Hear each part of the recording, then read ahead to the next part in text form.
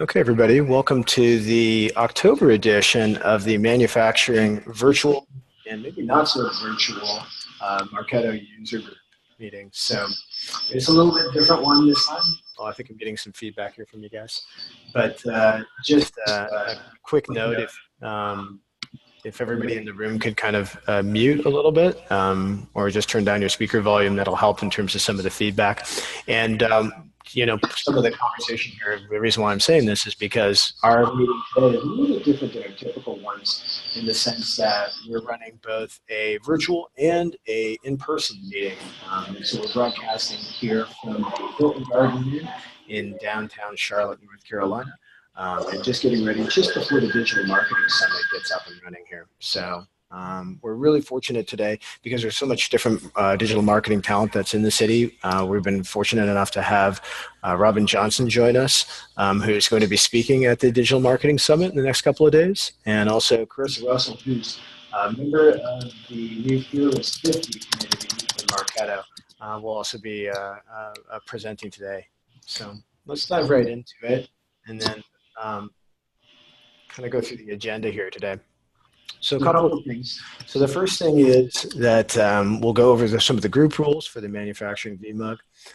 We'll introduce our sponsor and our co-host for the area, Method Savvy. We'll talk a little bit about some of the news and the upcoming events that are happening with Marketo. There's certainly a lot of that's going around lately. We'll do a roll call so you get to know each of you. And then we'll dive into our presentations, and we'll do it in two parts. And rather than have kind of one long hour-long part, each of them will spend 20 minutes to just go through your different topics. Okay. So let's start by talking in our group values. And so the first thing, if those of you who've been here before probably know this, but this is a safe space to be able to learn. So we want to be able to make sure that you're able to participate in this Marketo user group. And don't worry about what you do and don't know in terms of content. One of us is not smarter than all of us. There's always something to be learned in this session. So feel free to be able to ask questions. Nobody will judge you. Nobody will think less of you. And that's really important for us to be able to learn in our process. I'm a Marketo expert by trade, and there's always new things that are changing, and we'll see in the later slides here about all the new features that are being introduced on the platform that make us all continuous lifelong students. The other thing is that this is a collaborative session. So as you can probably hear, none of us are on mute. And we want you all to be able to feel open and be willing to kind of share and talk about some of the different experiences that you have with your particular instances and any questions that kind of come up in that process. So feel free to ask questions or to give answers too, as well as that comes up. They're fun, enjoyable sessions. So we always try to make these sort of lighthearted, and we wanted them to be interactive so that we get to hear from each of you as well too. And I'd like to think that the people that come to these sessions aren't just fellow marketers, but are also colleagues. They're also fellow students and dare I say friends. So. And then they should have professional, value-added activities. So this is designed to be something that you can take, that you can say, I attended this, and because of that, I'm a better Marketo administrator or a better digital marketer as a whole. So I hope that's the case. And then if you have any feedback about that, that you think we can do to improve these sessions, by all means, let me know.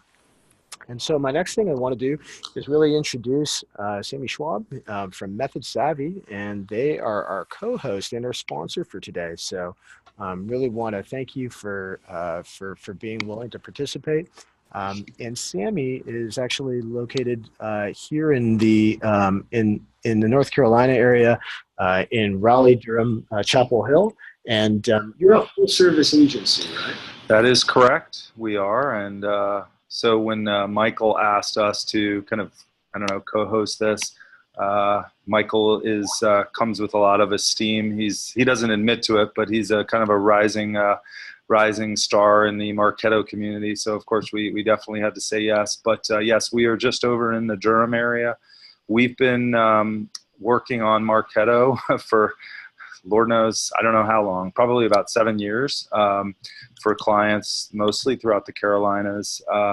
But yes, we are a full service agency, but a lot of the work that we do is helping our clients execute effective Marketo campaigns from strategy to execution, and really hopefully breaking down a lot of the barriers that come about with some of the campaigns that Marketo has, as well as some of the additional products that it integrates with. So, yep, that's us, and we're looking forward to today's session.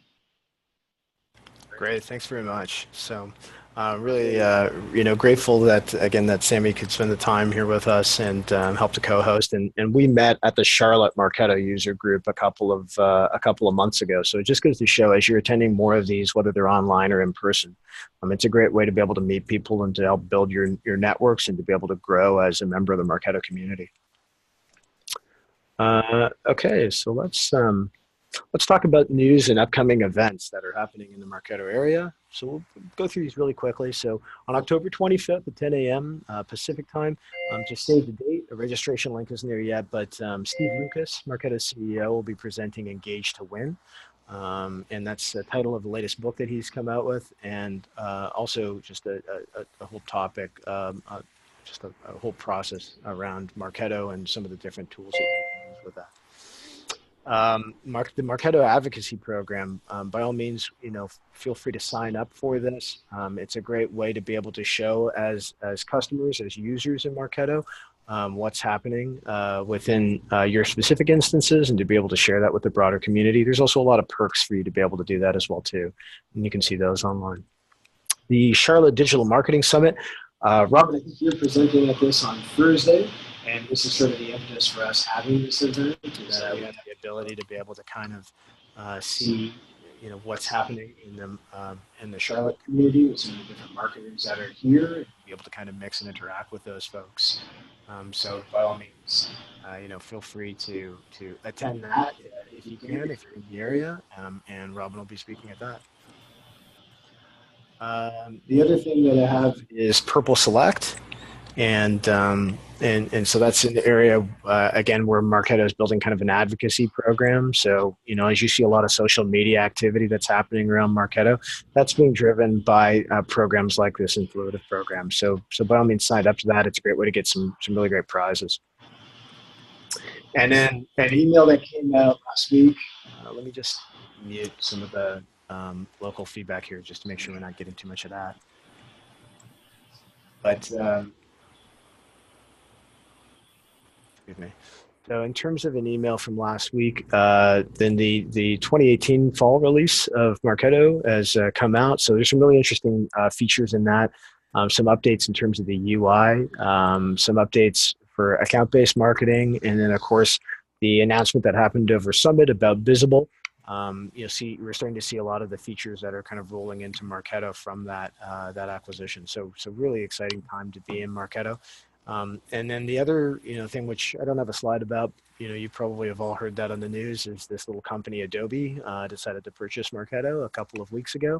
So a lot of really interesting things happening with that, which I'm sure that's in the infancy, and I'm excited as you are. I'm sure to be able to hear about what's coming down the pipe with that in 2019. Okay, so with that, I want to just go through a quick roll call with everybody, and we don't have a lot of time given that we have two speakers, and so I want to start with everybody, and then basically hand off to Sammy, and then we'll take it away with the first presentation. So I'm Michael Tucker. I'm a marketing technology consultant. My company is Conversion Store. We're located in Charlotte, North Carolina. Let's go to Kevin. Hi there, this is Kevin Weisenberger. I'm a supervisor at DaVita, located in Denver, Colorado. Okay, great, thanks. Bonnie, let's go with you. This is Bonnie DeGrood. I'm from Jostens in Minneapolis, and I am the Marketo project manager for our team. Okay, Nikki. I'm Nikki Hopper from CNH Industrial. I'm in Racine, Wisconsin. I am our North American Marketo person. Okay. Bill?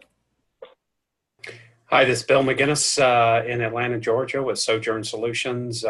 We are a partner, and I'm kind of specialized in the manufacturing market industry, if you will. Corey?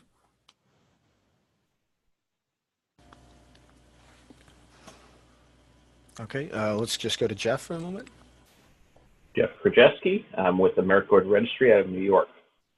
Okay, Laura? Lori Davis, GE Transportation. I'm marketing leader for transport logistics and based in Virginia. Okay, Megan? I'm Megan McClendon. I'm with Dixon Hughes Goodman, based out of Charlotte, North Carolina, but I'm actually in Knoxville, Tennessee. Okay, great. Okay, and let me hand it over to Sammy now. Sammy, I'm just going to unmute you here for a second. And thank you once again. This is Sammy with Method Savvy, and have a guest that joined us here. If you want to just let everybody know who's on the line as well, or who's in the room. I'm not sure if my mic is working. Okay. You go ahead and talk, and then I can repeat it. This is John Hamrick with Hatteras Web Marketing, a digital consultancy here in Charlotte. Yep. So John is here with us, and I will go ahead and introduce our first speaker, who is Robin Johnson. She's awesome, and she will be here this week at the Digital Summit. So for those of you who are in Charlotte, you can see her as well on Thursday. However, she's assured us that the topics will be different. She's that good of a marketer that she's prepared separate slides and presentations. But she really is one of the foremost leaders on the topic of selling and marketing products on Amazon.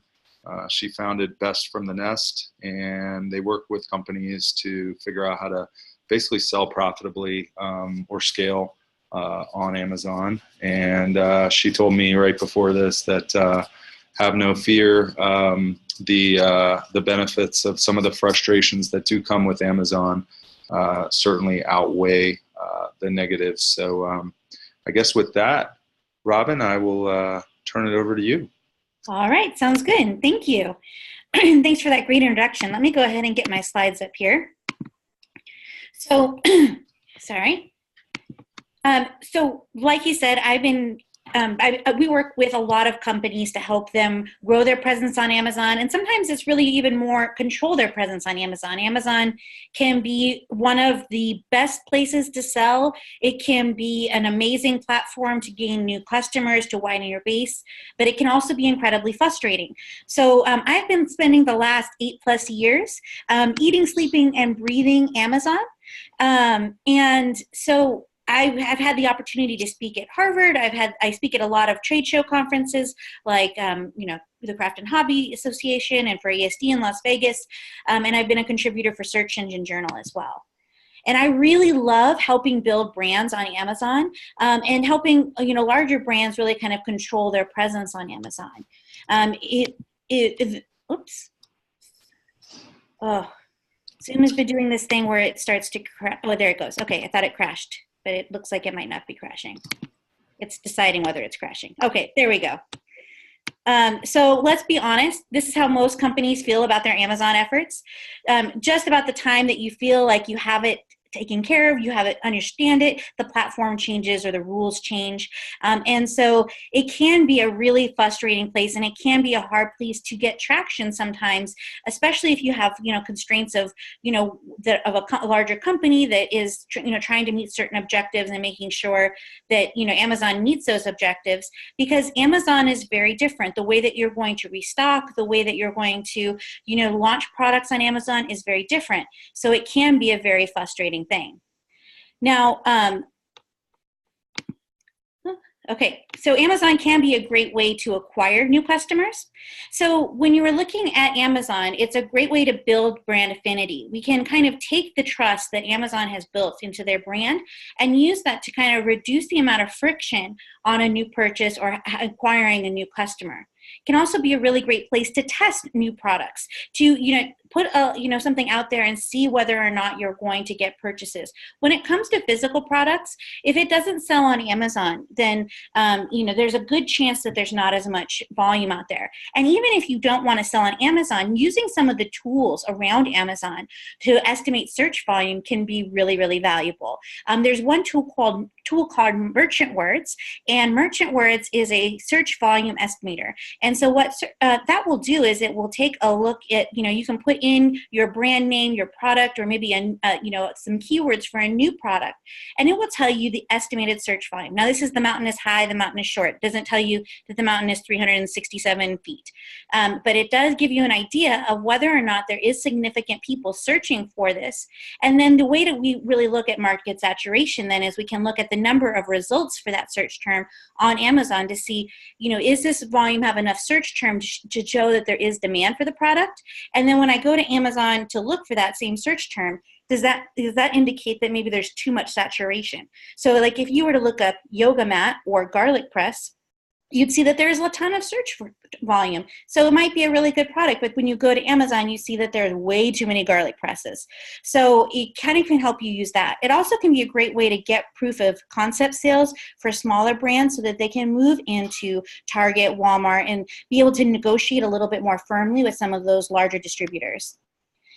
There are some very specific rules about diverting traffic on Amazon. Amazon considers their customers, and they do not like you doing anything that's going to divert traffic away from the Amazon site. So just like when you're on Facebook, it's better for you to post native videos than it is to post a link to YouTube, because those companies kind of, they work against each other a lot of times. But the same thing, you want to keep,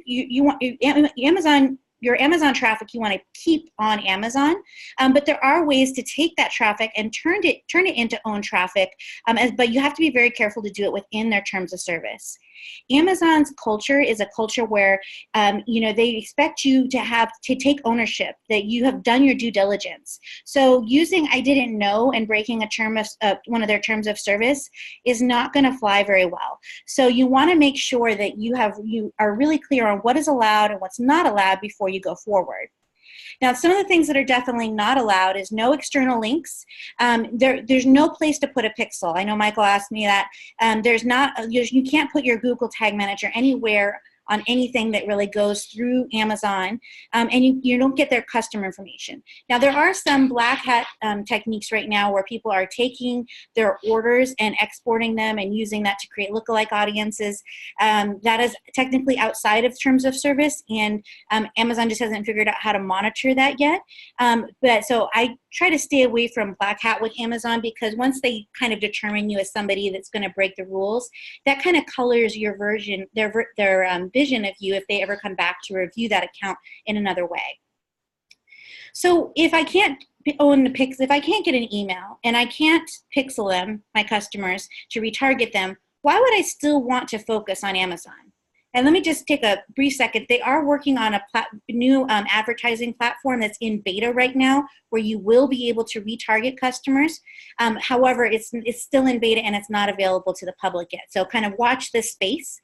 But even without those things, Amazon is still a great place to build, and is still a really worthy of your time for a lot of different kinds of companies. And for most product searches start on Amazon, not on Google. And it's expected that 50% of households will be Prime users by 2020. Now, this is significant because Prime users really do spend a lot more than non-Prime users. And the other reason is that when we know that the future of search for a lot of people is voice search, and the Amazon Echo has much higher adoption rates than the Google counterparts, at least at this point. So making sure that your item is going to be found on Amazon means that you need to make sure that you protect and kind of encourage strong conversion rates on your Amazon products. Because one of the things we have to think about when it comes to trying to get your items to be found by Amazon, if diamonds are a girl's best friend, then Amazon's best friend is conversions. Where the Google algorithm is based on click-through rate and dwell time and all of those things. Really, those things play a part in Amazon's algorithm, but it's very conversion oriented. In order to get your products on the market, whether it be a book that you're using as a lead magnet, a physical product, or even a video product that you're using, you want to get some initial conversions on that in order to have the algorithm start to favor that as a keyword result. Now, there's a couple ways to build your brand on Amazon. Now, the first thing that you want to do is because you want to build the affinity, you want to use that affinity that people have with Amazon to help build affinity for your brand. And so one of the things that we really focus on is making sure that we take those customers and we give them an amazing customer experience. Utilizing Amazon, you can attract really great customers that are outside of your current channels, and maybe might not ever have come across your product in your traditional marketing streams. So this can be a great place to attract new customers, to gather new keyword data. And it allows you to really tell your story. If you work for a company or you are a company with a registered trademark, there's a program called Brand Registry. And Brand Registry is really like the abracadabra of the Amazon Seller Central world. So if you're selling to Amazon, or selling on Amazon, where you ship your products to Fulfillment by Amazon and you sell them there, and you have a trademark, you're missing out if you're not in the Brand Registry program. That gives you a place for enhanced brand content. This used to be referred to as A+ content under a slightly different program in Vendor Central, and used to be $1,500 per SKU. Now it's completely free at part of Seller Central, and it's also completely free on Vendor Central as well. This is a great place to highlight some of your product differentiators, and it's also a great place to highlight your brand story and value propositions. So using enhanced brand content can increase conversion 5 to 10%. When you consider that the traffic that already is on Amazon searching for your product is so geared and ready for a purchase, that is really even more significant. And then we want to convert those people that come and see our product on Amazon, and we want to remember that building on Amazon also helps us build some brick and mortar sales or direct sales as well. Many people will take a product that they're interested in buying and go look at the reviews on Amazon to determine whether or not they want to buy. So controlling your presence on Amazon, controlling your company's image on Amazon is important, even if it's not necessarily going to be a main revenue source. However, we find that a lot of companies that didn't expect Amazon to be a large part of their sales, once they really start focusing on driving traffic to that channel, it does generate a lot of sales. Now, there are some techniques that you want to implement before you really drive traffic to Amazon to make sure that you don't cannibalize your straight e-commerce sales, which of course gives you more control over your audience and higher margins. So you want to make sure that you're really watching, especially that price point, to make sure that you're not cannibalizing your straight e-commerce sales. Once you have customers on your page, you can utilize the trust that Amazon has built with customers to get people who are on the fence in order to buy. People knowing that they have Amazon's guarantee behind that product makes them much more likely to pull the trigger. And so it can bring in new customers and new demographics that you might not have previously marketed to. We really focus on using organic methods in conjunction with some PPC in order to kind of get those initial sales. The natural way to kind of build your brand recognition on Amazon is to really just get your item listed on Amazon. Now, you want to make sure that listing converts. If you are in the product, if you are in physical product space and you're looking at trying to identify what analytics can you use to monitor conversion, on Seller Central, there is a report in the report section called Detailed Sales and Traffic by Child. That will give you your unit session percentage, and that is a report that we use quite often to track our conversion rate over time. It also gives you page views and sessions, which is not always available on a lot of the other reports. The nice thing about that is the page views and sessions are not just the people who viewed it while you were in the buy box. So even if you're not selling items directly on Amazon, you just have one listed at a high price, and you're watching the other sellers, you can see how much traffic that product detail page is getting on Amazon. We then recommend, after you have it completely optimized, that you start to run Amazon PPC. People ask us which ones are the best, and we really think that the winners in the PPC area for Amazon are sponsored ads and then headline search if you have access to it. Again, you have to have brand registry. Remember that abracadabra in order to get headline search. And then if you're worried about reviews, and that same abracadabra moment, right, is that brand registry also makes you eligible for a program called the Early Reviewer Program. It's a mere $60 per SKU, and it will help you get up to your first 5 reviews, because Amazon is completely against incentivized reviews unless they're the ones doing the incentivizing. So they incentivize people with a gift card to leave a review, and you only are charged after your first review. So that's the Early Reviewer Program, and again, you have to be enrolled in brand registry to be eligible for that program. Now, something all companies can utilize are clippable coupons and lightning deals. I will tell you from our clients that unless you have something that is really a product that somebody really is going to be wanting for a long time and they're looking for an excuse to buy. So if you're selling Roombas, then lightning deals are great. But if you're selling yogurt, or maybe not yogurt, but if you're selling, you know, craft ribbon or something that is a little bit less of a, you know, I really want this kind of buy, then we find that the clippable coupons convert better than the lightning deals, and they're less expensive and have less strings attached. We're going to use all of that to really focus on getting those initial customer purchases. Now, you can use a lot of these same things if you're doing a book or as far as a lead generation. So, you know, sometimes we'll have companies that come to us that really can't sell on Amazon. You know, their product isn't something that really would work on the Amazon platform, or maybe they're a service-based business. Then you can really use kind of the same thing without maybe the PPC would be slightly adjusted, but you could do something very similar with Amazon's Publish on Demand services, Create Space and Kindle, which were just as of a couple weeks ago combined into one platform. And then we're going to look at, you can use a self-liquidating offer. So if you have a physical product, one of the ways to convert these buyers into own traffic is to provide it in an insert, something that's, you know, think about when your kids buy a Lego box, and inside the box comes that pamphlet enticing your child to buy every $400 Lego set on the planet. That is really what you want to do. You want to put into that insert an irresistible offer. Now, it has to be inside the manufacturer packaging. If it's outside of the manufacturer packaging, then it becomes against terms of service, because as a seller, you cannot send additional collateral, but as a manufacturer, you're allowed to put whatever you want inside the box. Now, that if you make that compelling offer as an insert inside of it, and again, it needs to be inside as the manufacturer, then you can turn that into own traffic by pixeling the page, using Google Tag Manager to segment who visited the page and who actually completed the registration. Now, when we have a couple of clients that have done things like, you know, a coffee company that has done a flavor sample pack for just shipping.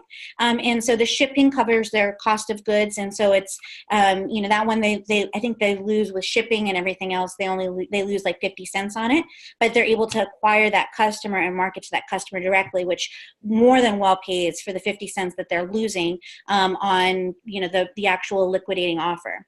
And then you can also market for additional purchases, especially if you have something that has accessories or has, add-ons that, you know that they're going to need. This is especially also good for people who are looking for refills. So if you can provide them their first pack of vacuum bag refills for, a reduced cost, then it allows you to market to them directly. And you can even set up some timers so that as that customer ages over time, you start to market them for new products to replace that vacuum that might be aging after you hit maybe 1 or 2 years. Subscribe and save is another way where you can kind of generate consistent sales over time with Amazon, and you don't have to deal with any of the things like setting up the systems. Amazon handles all of this for you.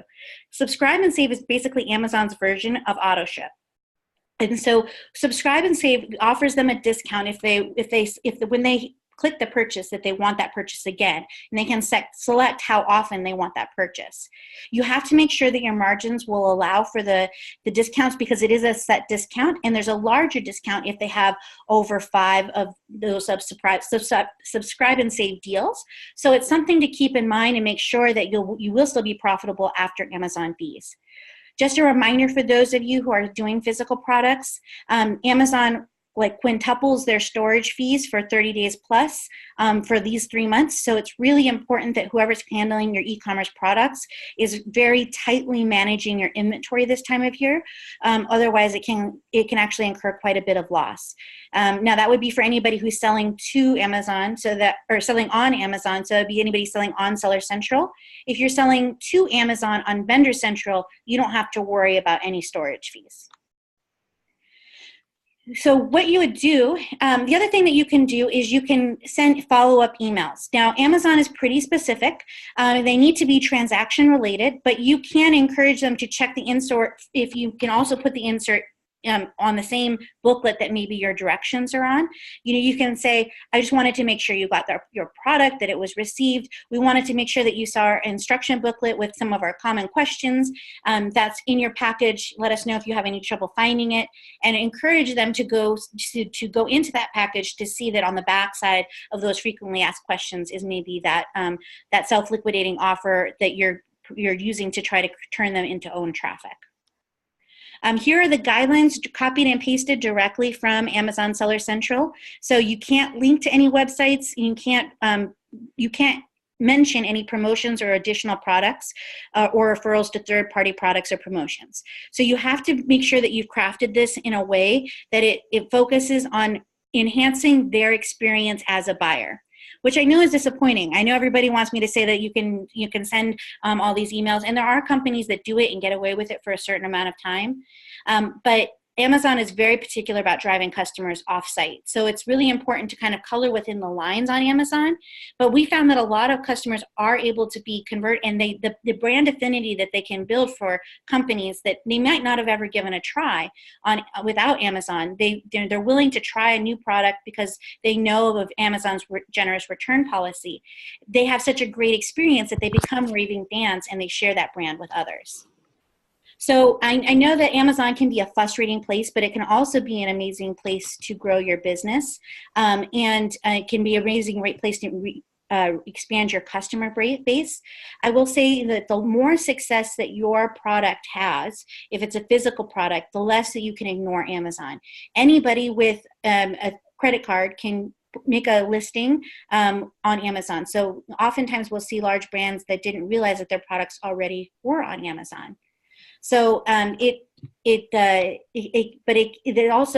is also a really amazing place to really try to test out new products, to try to vet, search volumes, and to be able to kind of attract new customers that maybe are not willing to put their cart in on independent sites as much. They really want that convenience of that one-click shopping. So I hope this was helpful, and I have my contact information here, but you can also reach me through this user group as well through Michael.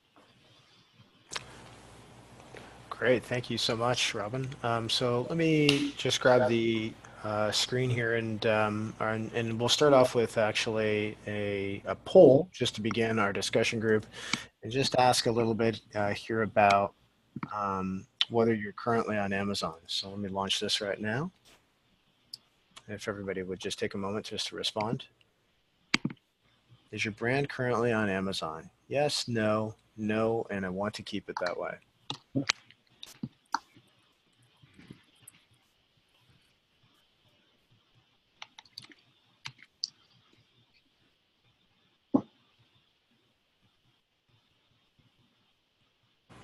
Okay, so I see a number of no's that are on here. Is anybody on Amazon? Can the people that are on it just maybe kind of tell us a little bit about how they're using the platform in their MarTech stack, and specifically if you're using it with Marketo, actually, if you could share with us a little bit about that.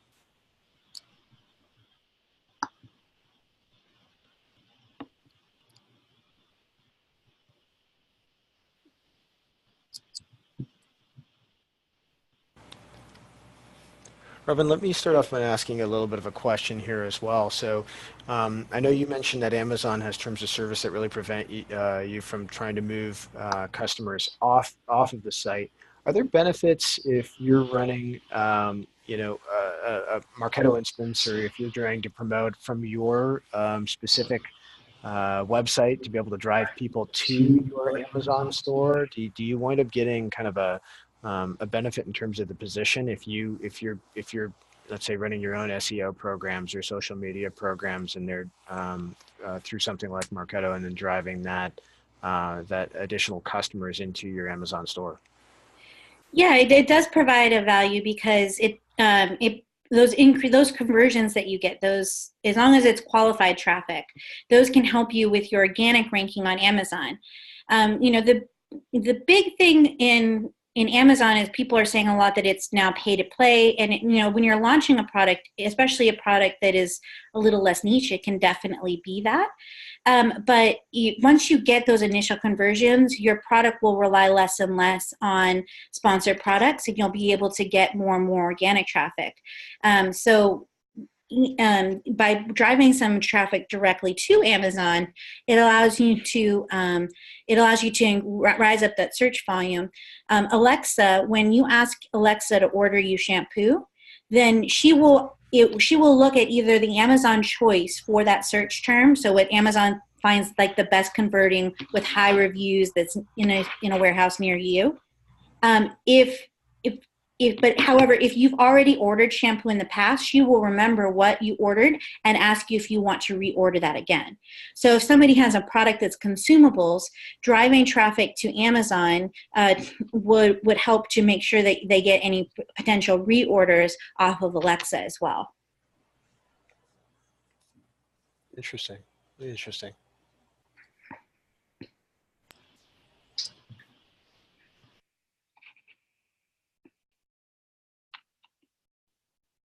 Are there any other questions that we can talk? If Robin, if you're able to stick on for a little bit, maybe we could jump into the second presentation, and then at the end of the session too, just make it available if anybody else wants to be able to answer questions.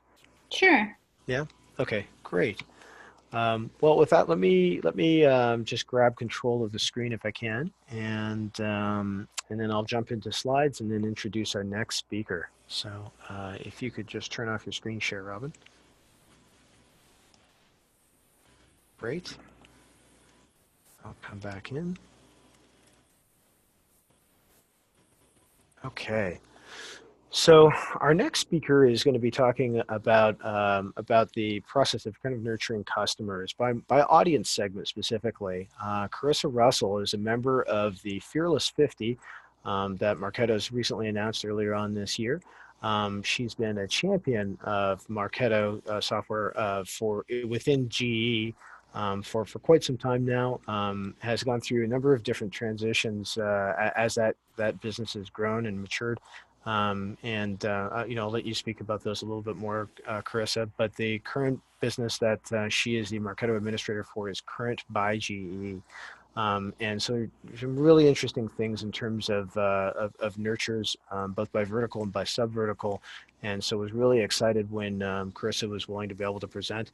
And so I want to be able to kind of introduce Carissa to you right now, give her a warm round of applause.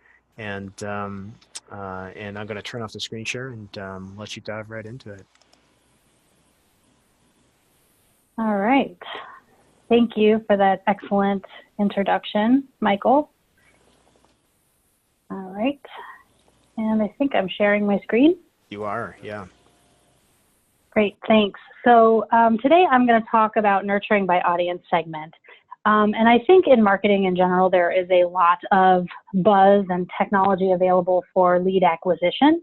But what I'm really going to focus on today is what do you do once you've acquired these leads?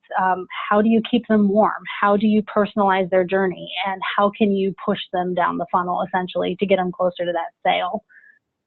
And I think when you're considering that, having a focus group of stakeholders, or, asking the key people in the business, how do you as the business want to talk to your customers?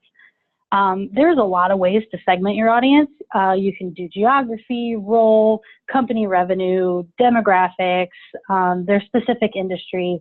There's really any way you can think of to take your data and categorize it. You can do a segment for it. Here at Current, we market by industry. Each industry contains specific product lines and very specific applications for those products. So we break down all of our marketing by industry. And while that is driving most of our strategy, we also layer on multiple audience segmentations to further tailor that lead's personal experience as they travel through our funnel.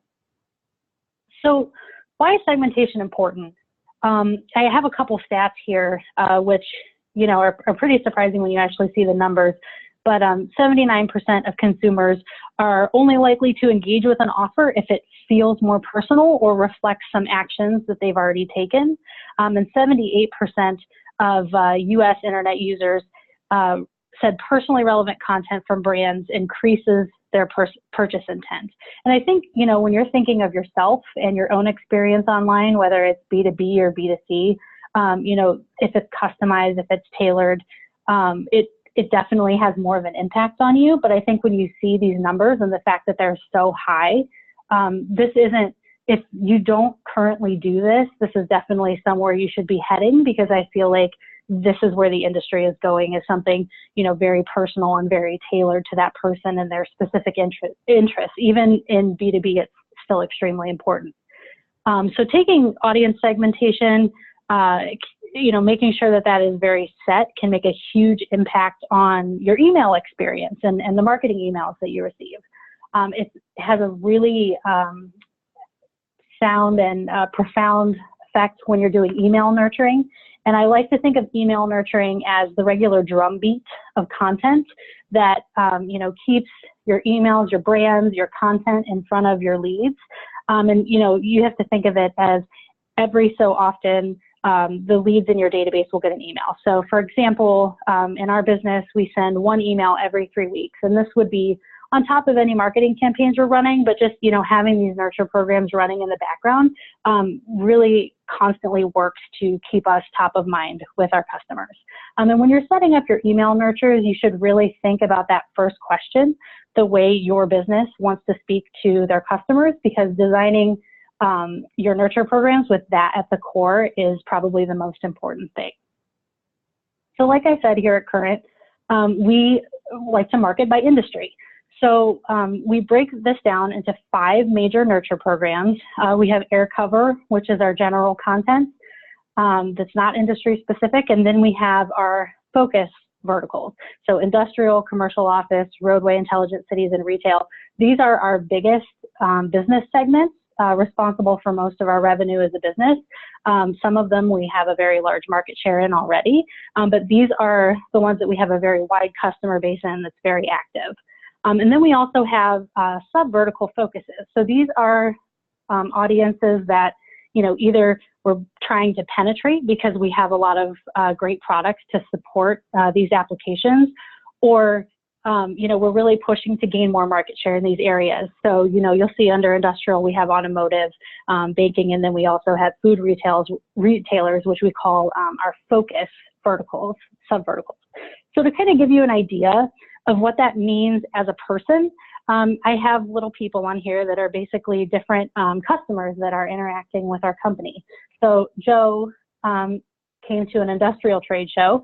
So now we know that Joe is industrial. He's an industrial customer, and he gets onboarded to that nurture program. Bob saw a food retailer webinar on LinkedIn and signed up. So now he gets bucketed into the sub-vertical for food retailers. Lisa, we have her name, we have her email, but we don't have any more information on her. So she goes into air cover, which, eventually as she goes through the process, we work on enriching our data too, which I'll touch on in a minute. And then you see Jane at the bottom here. She has self-identified her industry as education, and that isn't one of our focus verticals. So it goes into air cover, and she receives general business content for her interest.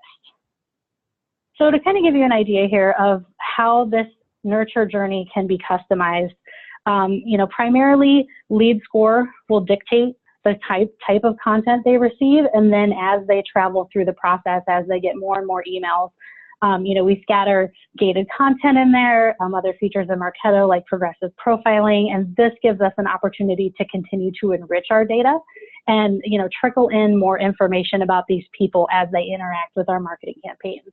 So on the right here, you can kind of see a couple examples of the way that we score people based on their digital activities. Opening an email is 2, clicking on that CTA is 5, with one of the highest value items we have. If you have a conversation with somebody on a show floor at a trade show, that would be a +70. So lead scoring overall is definitely an art and not a science, and it's very business goal driven. When we were defining this, there are best practices out there. We kind of use that as a base, and then over time, seeing how people accrue points and seeing what kind of content they're getting in their response to that over time, we've been able to refine this and kind of come up with a happy medium for our business. So let's take a look at what a nurture program actually looks like. So we have 3 levels of content. These are content streams, and they're dictated by lead score. So that first stream is awareness. It's going to be really, really high level content. It's going to be like 101 articles and blogs. We're just at this point trying to get you familiar with our brand and what we do. And to be in the awareness stream, you have to have a lead score under 40. So once you build up that score to 40, you progress into the consideration stream. And this is going to have a little bit more focused content, because now we're kind of saying that who we are as a brand. And we're going to tell you a little bit more about our product offerings. We're going to get your feet a little bit more wet and try and pique your interest in this consideration stream. And you can see, we'd invite you to webinars. We would send you ebooks and white paper content. And once your score hits 80, you go into the evaluation stream. And this is, very close to purchase part of the funnel. So what we're doing is we're showing you our products, we're giving you spec sheets, brochures, case studies, real world applications of our products. We're really trying to push you into making that buying decision when you are in the evaluation stage. And then additionally, in those verticals that we have a focus sub-vertical, we have something that we call a focus stream. So if you get tagged with that focus stream, you move into that specific sector, and the content is arranged from a top-down manner where you start off with awareness emails and it kind of gets down into consideration and evaluation as you travel through that stream itself. So now I kind of want to talk about segmentation versus segments, and this is the Marketo terminology, basically for categories and subcategories. And the way that I like to think about this is if you have a database full of fruit, so everything in your database is considered a fruit, but there are bananas and there are apples and there are oranges, and either one can't be another. So you have your segmentation, which is your fruit, and everybody in your database is considered that category. And then you have one category underneath it, and they can only be one in each segmentation. So by layering these, by creating these are things that are always on, and everybody in your database is going to be assigned a segment within a segmentation. So it's a really easy way to kind of drill down your audience, have quick access to them, and control the on and offboarding of certain marketing campaigns. And you can see here down on the left, these are some example segmentations that we have live in our instance. We have countries by poll. We are a global company, so by running these marketing campaigns, we need to make sure that we're speaking only to the audience that we are supposed to. So when I set up a campaign, I make sure that my countries by poll is North America. It's a very quick way to see everybody in our database who is North America. Like I said, focus verticals, that controls that campaign membership. We have a language segmentation because we are a global database. We have marketable leads, which I suggest if you are a Marketo user, you should set something like this up, because it's a very easy way to see who can receive an email versus who can't. And you can put multiple segmentation filters when you're trying to define your audience and say, how many people do I have in my database that are from North America and that can receive emails and will get English emails. And you can throw all of those segmentation filters on there, and because they're already set, all of those people will pop right up and you have instant access to that audience. And then we also have a persona filter. And, on the right side, I kind of open that up a little bit so you can see the apples and bananas within. Persona, we have, is another one of those focus group things where you get your stakeholders together and you decide, who are the types of people that you're speaking to as a customer and what are those needs. And then you break them down into individual segments. And then you create a segmentation like this so you can serve directly to that audience. So taking a look at that nurture program again, I'm going to touch quickly on membership. So this is actually what a nurture program looks like in Marketo.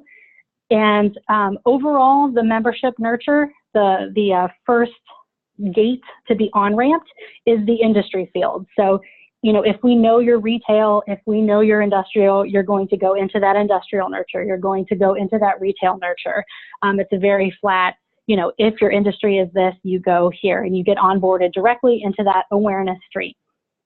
Lead score then determines if they're in awareness, consideration, or evaluation. And then it's basically like a choose your own adventure. So you can start out in awareness, and as you gain interest, you move into consideration and you don't receive any emails twice. It's a very customized journey. So Marketo's nurture programs work really well for that. And then further, you can segment with that focus vertical because, all of these people are going to have industrial, but we get a little bit more control over, who is actually going into that automotive stream when we use a segmentation. So it works out very well to kind of control the membership very closely to that stream. Chris, can I ask you a question? Yeah, sure. Just on the the slide before that, when you were just talking about some of your segmentations, so I see you have personas that are in there. Could you speak a little bit about some of the rules that you have there if you're an operational big dog or an outside influencer? Is that strictly on job title that you're using your filter criteria for that, or what composes some of the persona filters that you're using? Yeah, so we actually have a twofold kind of rule set up for this. One scans job title for keywords. So, if you have anything C-level, and with Marketo, we're using different variants on like contains and starts with to make sure that, we're not getting like a longer string in there that doesn't fit. But on the job title, we scan for certain keywords, like if you're a facilities manager, if you're a channel partner, if you're, Wesco or Gray Bar, that operational big dog is anything C-level. We also have like specifiers and engineers, and then our secondary thing that we always try and populate is we have a field that we call role. And it is a pick list of 13 predetermined buckets. It doesn't match the persona, but you pick something that's close, like, yes, I'm a lighting specifier, or, yes, I am a distributor or a supplier. And so you self-identify your role when you're filling out a form in progressive profiling, and then based on that, it will put you into a persona bucket. Okay. And so do you keep job title as like a demographics element of your scoring as well too then? So our demographic scoring is set up based solely on, like product and the field that the company is in.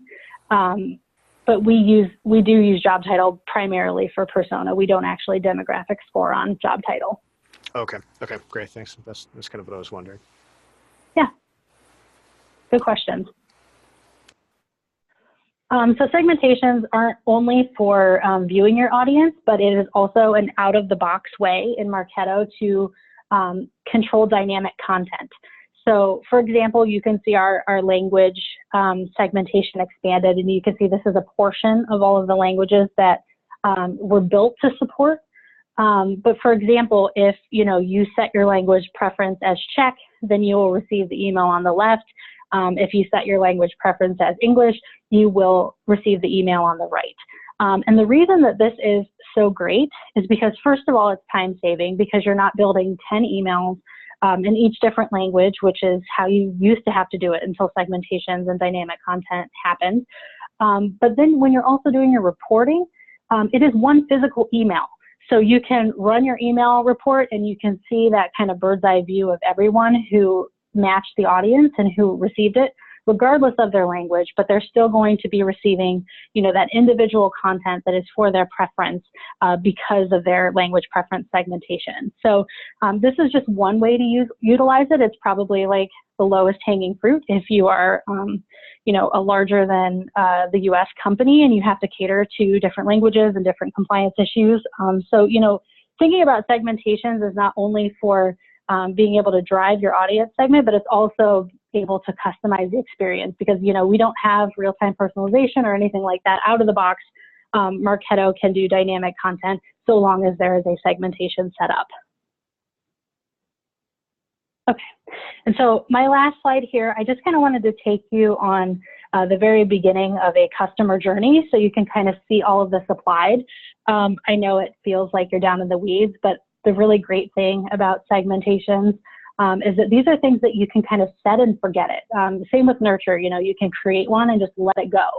And these are, really kind of advanced digital technologies that you can use.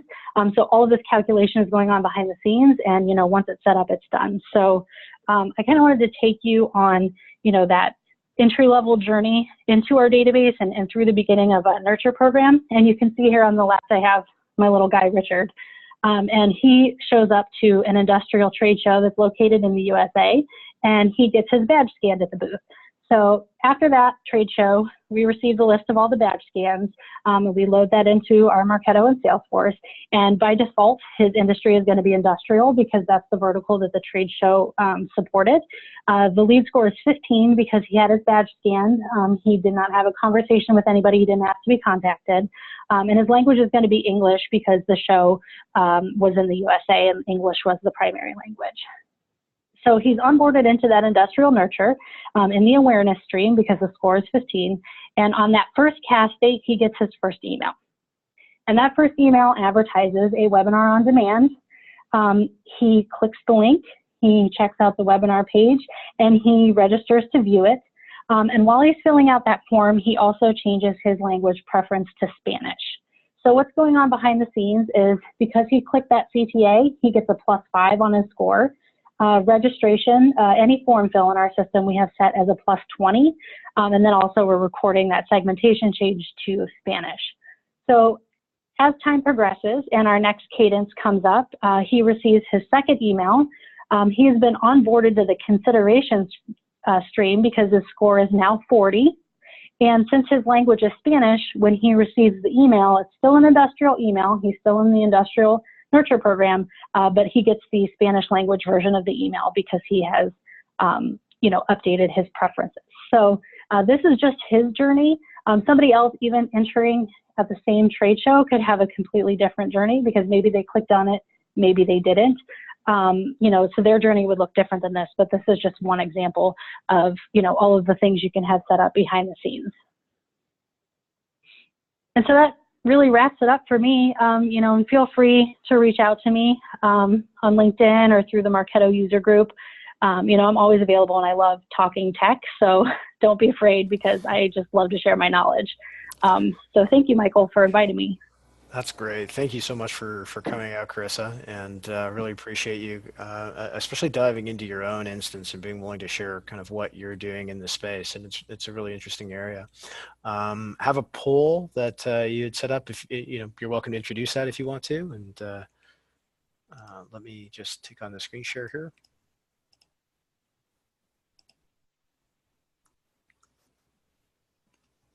Okay, so our next poll here is just wondering if anybody in the audience is currently using Marketo Nurture programs. Yes, no, I don't know. If you don't know what a Marketo Nurture program is, that's not a problem. There's certainly people that are using Marketo and aren't using Nurture programs yet, and definitely. I think the Nurture program was one of the courses that I was in at Marketo University at the last summit, and really enjoy going through some of those things, even if you've done them before. It's good to kind of reinforce some of the best practices and some of the things that they're doing at the inside of the Marketo University staff as well too. So it's kind of a neat way to be able to see it. So I'm looking at almost it's a pretty close margin, but it looks like there are a group of people that are using them, a group of people that aren't.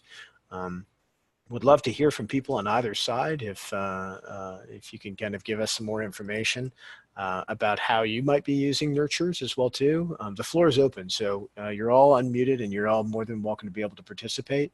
And especially if you have any questions about nurturing within e-commerce channels too. That's something that Robin's still on the line and would certainly be able to speak to that from an e-commerce perspective as well for all the manufacturing folks out there.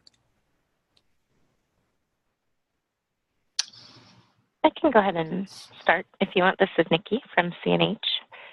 Sure. We actually run a couple of different kinds of nurture programs. One with batch emails that go out on a specific day if a customer takes a specific answer, if they perform the call to action and get partway or go all the way through or don't open the email. We have different paths that they take. The last one that we did was a campaign that ran about 12 weeks long. Our purchasing cycle is much different than probably most of the people that are on the call. So we sell heavy equipment, so the timing is much different than some of the other marketing stuff. So we need longer and we need to nurture them a little bit differently. We also do, so we have the cadence that is predefined, but then we also have where they go into flows. So instead of doing batch emails on a specific day based on different criteria, we also have flows that allow us to wait for a specific series of actions and then send based on that, if that makes sense. Mm-hmm. Yep. Yeah, definitely. I think that's what I heard from what you were saying, Carissa, too, about being able to kind of identify, I think, some of the CTAs you had in some of your screenshots and how that's changing, where you're placed inside of a segment. And that sounds like there's kind of similarities between the two instances. Is that about right? Yeah, definitely. Our sales cycle, because current is kind of the B2B side of GE Lighting, the lighting sector of GE. So we do smart cities, we do smart buildings, we're doing controls and sensors. So our sales cycle is super long. It's anywhere between 18 to 24 months. So we definitely have to take that in consideration while we're nurturing these people and make sure, that we're still giving them relevant information for their journey wherever they are with their opportunity. And I'm wondering if you could tell us a little bit, speaking of the business and kind of how it's evolved, if you could tell me a little bit about, when you started going through this process in terms of how did that change? So, for your scoring, for example, I think you showed four different bins inside of your scoring methodology for whether you're at purchase or consideration or awareness or consideration. Did you start out with that process? Did you see that those intervals in your scores changed over time? Yeah, so what's really funny is that when we first implemented Marketo 5 years ago, we had an implementation agency, Marketo partner, help us kind of, work with the focus groups and define what the business wanted and then apply Marketo best practice to it. So, we had a really solid starting point when it came to lead scoring. And as far as tweaking it over the years, we haven't had to do something so dramatic. We have had to tweak it more recently because we have something called I like to call it like a soft hand raise. So if you're filling out a contact us form, you are raising your hand saying, contact me right now. But if your score bubbles up and you hit what we call this lead score threshold of 100, it's going to kick you to inside sales to give you kind of a check-in and see, how you're doing, what you think. And that soft hand raise, hitting that, score of 100, we've had to adjust our webinar strategy, for example, because people are filling out a form multiple times, they're registering, they're going to watch the on-demand. So if they're getting 20 or 40 points, they're going to hit that 100 really quickly. So that's probably the most dramatic shift that we've made since we started. But all the other stuff, especially like the email opens and clicks, it's been very, that's very good for good engagement score, best practice to start with. And, Nikki, can I ask you a little bit? I don't want to put you on the spot, so feel free if you don't want to answer this. But, did you, when you started out with your nurture campaigns, did you, I think, Chris, if I remember your point correctly, it was kind of to really consider how you want to begin speaking with some of your different personas when you're starting out that process. Was that your evolution as well with your instance, Nikki? Kind of, but it was a little bit more targeted. So we focused on a specific equipment line. We went through some exercises in our customer database outside of Marketo previously to kind of categorize industries that our customers work in. So we had a good start of identifying who we wanted to nurture. And then within this campaign, I think we had actually, there were three lines of equipment, and it allowed people to kind of follow the path that fit their industry, and then it gave us confirmation that they self-identified in the way that we expected. And we're still looking to try and organically do more segmenting based on actions and opportunities. We're kind of not there yet. We just implemented last year. Mm-hmm.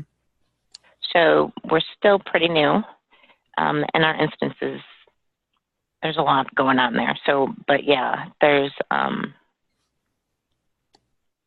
we're still just trying to figure it out, I guess, if that makes sense.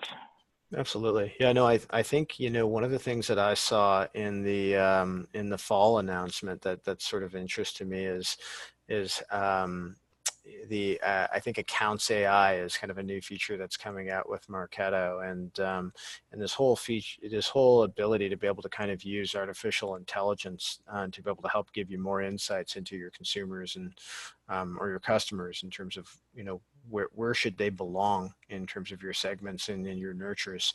I just feel like there's more tools that we're getting every day in terms of our tool belt. So I suspect that a lot of us are going to have those conversations regardless of whether your instance is a year old or 5 years old. It's exciting. It really is. Okay, does anybody else have any other questions? Anything else that Robin, I'd like to ask you a question if I can come back to the Amazon discussion a little bit in terms of, we talked a little bit about the width and the depth of product lines just now.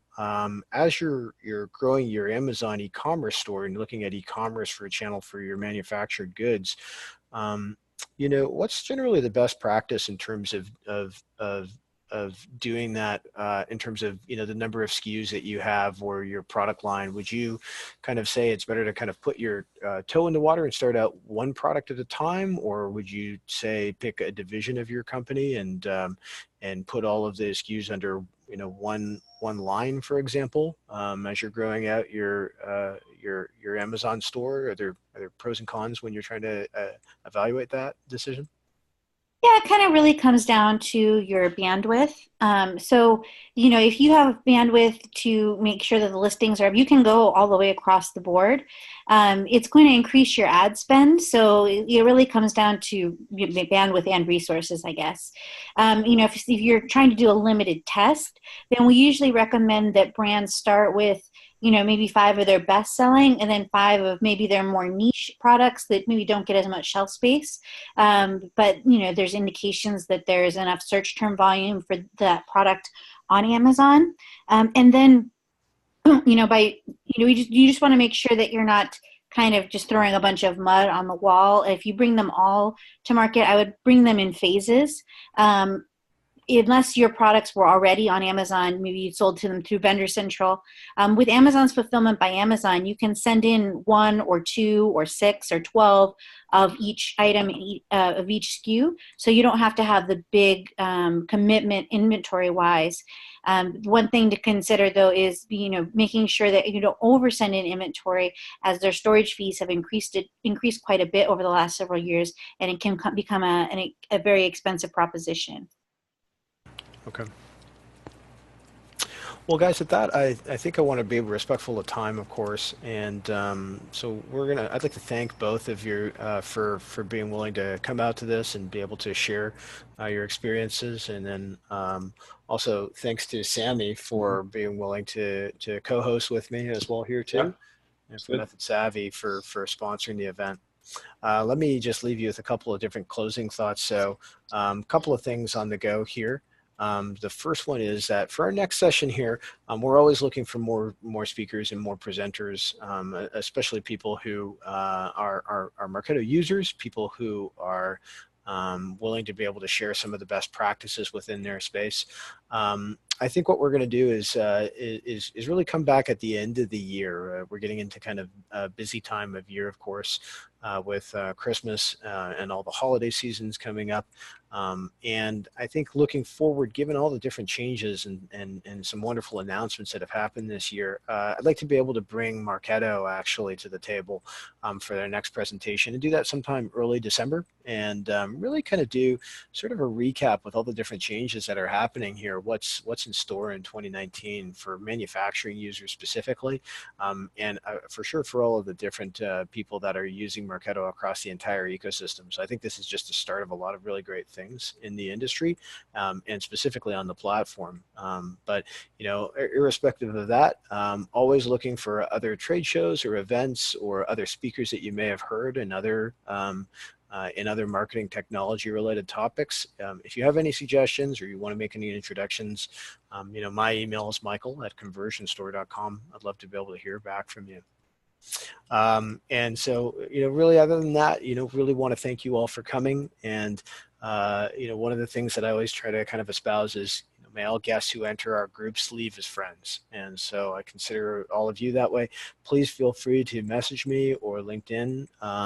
And then, of course, you can always find us on the Marketo user group. I just want to take you to Marketo Nation. So if you go to nation.marketo.com and you click under user groups, you'll be able to see a tab up there that'll show you all of the different groups that exist and all the different people that are in there. So there's quite a large community of people in your local city, in your backyard, and then also virtual user groups as well that are participating in the ecosystem.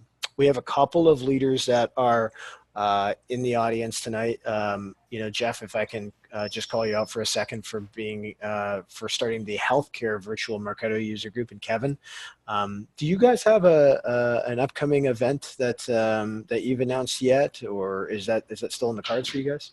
We do. We don't have a definitive date at the moment, but we were looking towards the end of November or the first week of December, and just trying to coordinate with all of the other holiday timing for folks around those zones. Okay. What's your, do you have a topic, or are you still working on that? Working on that as well, but we do have an offer for PFL to come in and present on how direct mail and direct marketing can work. Oh, that's really interesting. That's really interesting. I've been talking to somebody about them the other day, actually. And they're usually at the show at Marketo Summit, and they're really active in terms of partners. So it'd be interesting to hear them. For sure. And so just keep that in mind. There are other user groups that are happening. There's a Microsoft Dynamics user group for people that are using Marketo in that space that happened today. So you should see a recording up on the community shortly. And just keep an eye up on that website. So in the meantime, I want to thank you all for attending. And then, of course, if you have any other requests for breakout rooms to meet with anybody that's on the call, feel free to let me know and I can make arrangements for that. Sammy, anything from you? Not really, but thanks. Keep up all the good work. And I guess, Robin, we will see you this week. Yeah, I look forward to meeting you. Yep. Okay, great, guys. Thanks very much for attending. You all have a great night. Thanks. Thanks.